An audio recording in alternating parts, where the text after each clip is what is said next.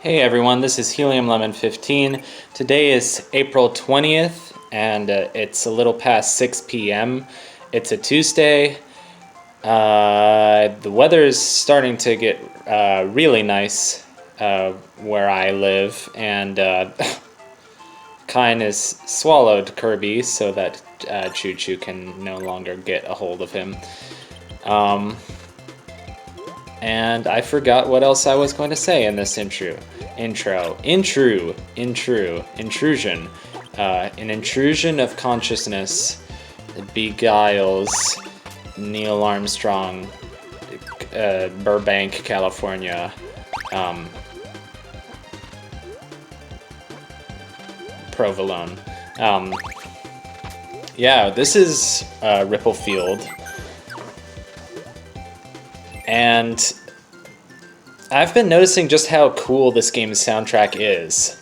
Now, when I record these videos, recently I've been recording it on my dad's old Windows 7,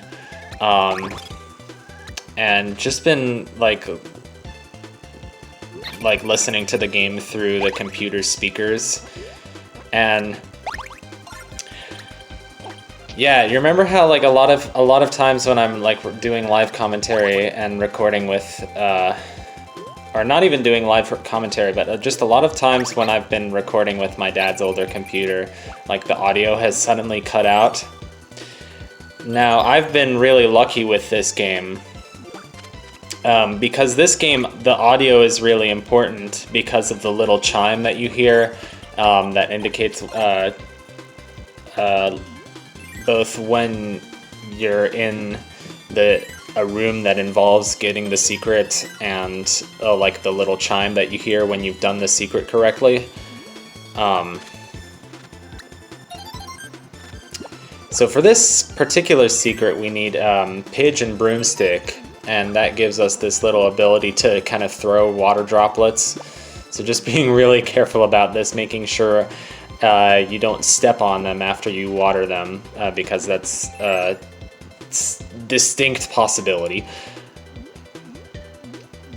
But yeah, listening to this game with headphones,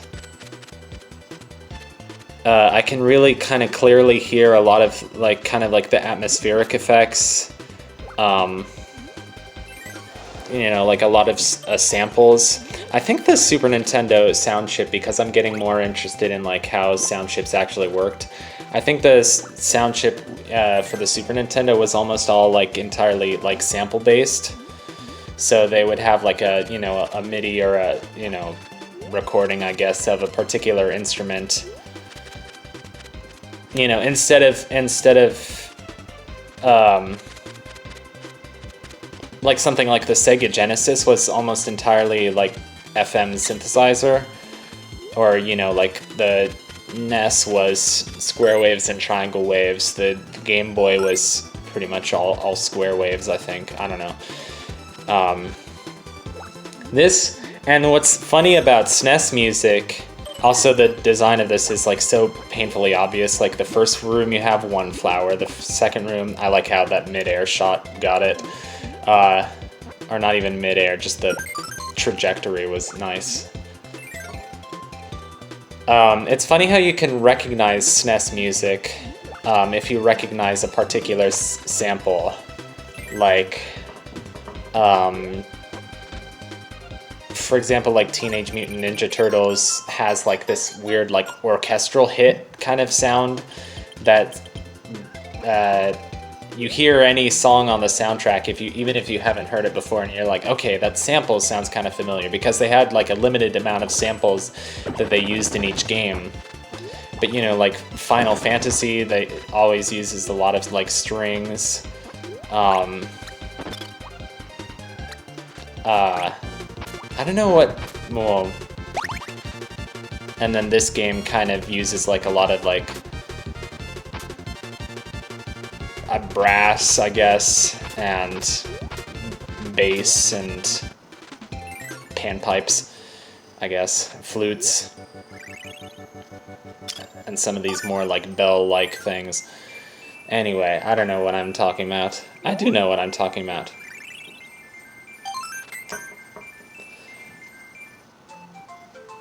Battletoads Double Dragon.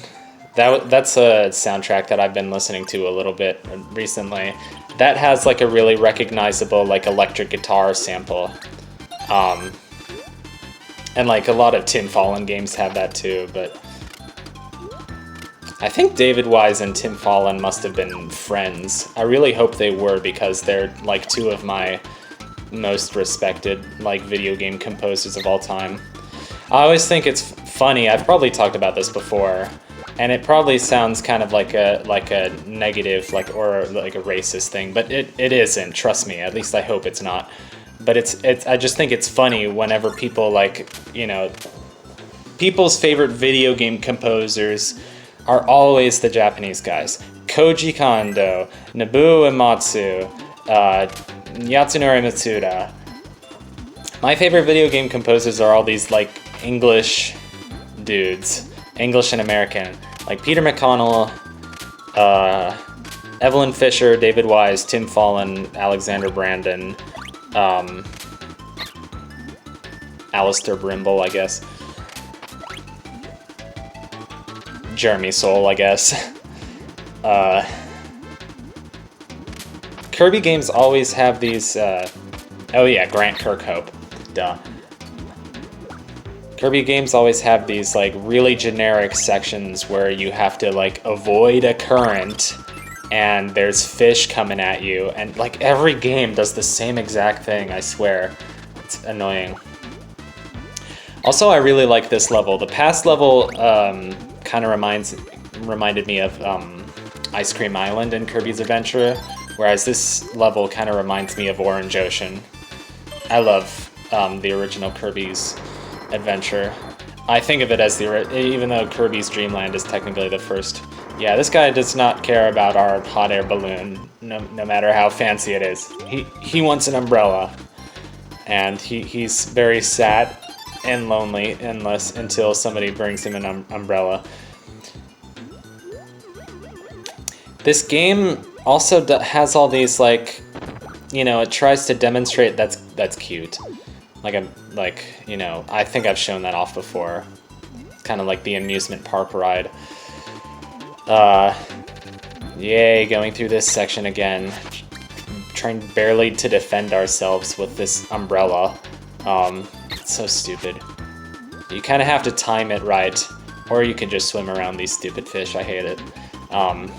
Yeah, these sections are so generic. It's like, oh boy, there's fish coming at you and there's a current. It's like, I just played Castle of Illusion starring Mickey Mouse, like the remastered version or whatever. I'm not even sure what the original game is for, like Sega Genesis apparently, but it did the same exact thing, and I'm like, yeah, this is so trite. It's like, oh boy, a current.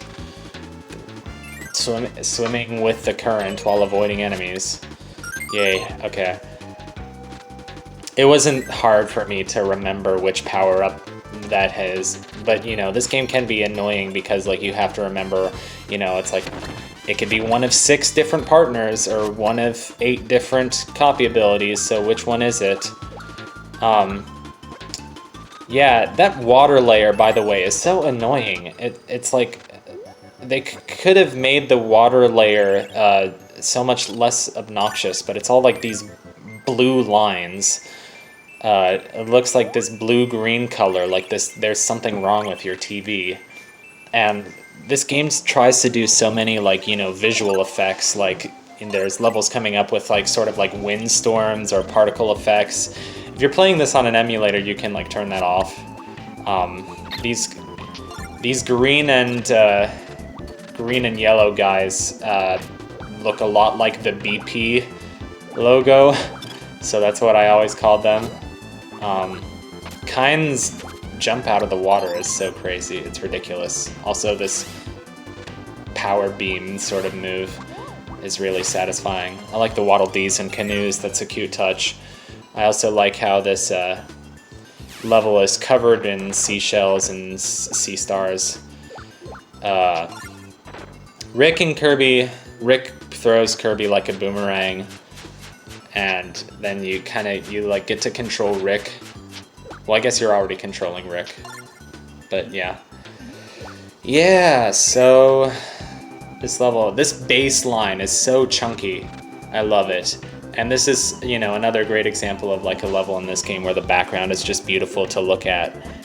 Not this. This is not really the background. I mean, like, you know, the matte painting or whatever that like actually makes up the background of the level, like those clouds. But like, see, now we have an underwater section here, and it like the water layer effect is, and by layer it's like a visual layer that's, you know, on top of the graphics, kind of like it can be isolated. And it's so obnoxious. It makes it look like there's something wrong with your TV because of all those lines. Like, I really think I could have picked a less obnoxious effect.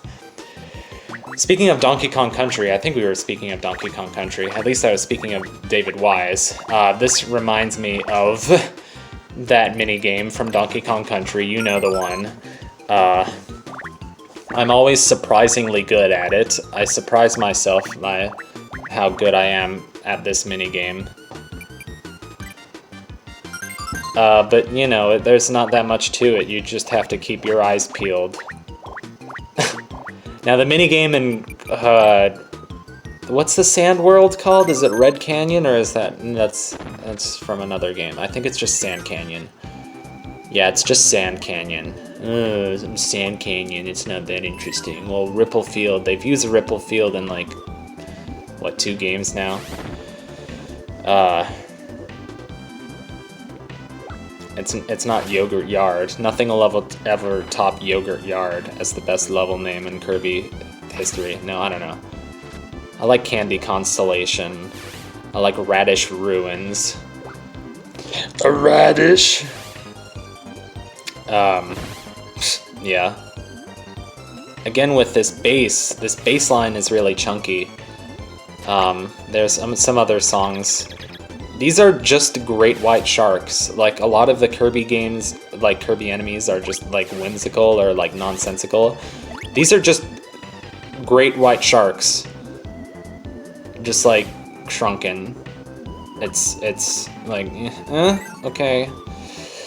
Oh my gosh, this eel guy is happy. He's like, he's the eel of fortune, get it? Oh, wow. Okay, that was the first half of Ripple Field. And next time we'll do more Ripple Field and Wrigley Field, whatever.